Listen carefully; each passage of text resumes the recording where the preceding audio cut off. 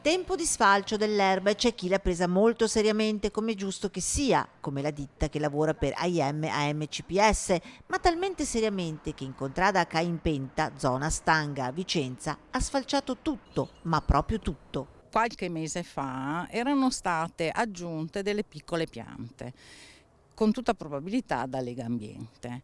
Ed erano le piante che contraddistinguono il territorio. L'ultimo sfalcio d'erba, le piante sono sparite, sono state completamente sfalciate. E non sarebbe la prima volta, ci racconta la signora Elena, che ha deciso di chiamare Rete Veneta e segnalare la cosa.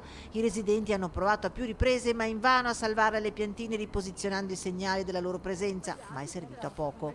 Ma non è finita qui, la furia sfalciatrice si sarebbe abbattuta anche su qualcosa di ben più solido delle piante, dei paracarri posti al limitare della via. Paracarri mica di plastica. No, paracarri a quanto pare di cemento, alti, almeno un 50-60 centimetri, ben visibili. Per terra ne rimangono i resti ben visibili, per non parlare dell'immondizia gettata a terra che, se non viene raccolta dai residenti, pure quella viene sfalciata facendone coriandoli. All'ombra del boschetto e con poche case, la pista ciclabile vede un via vai, ma non di pedoni. La pista ciclabile, anche il pomeriggio a volte, viene scambiata per una pista da motorini, moto, la sera mi dicono anche di auto.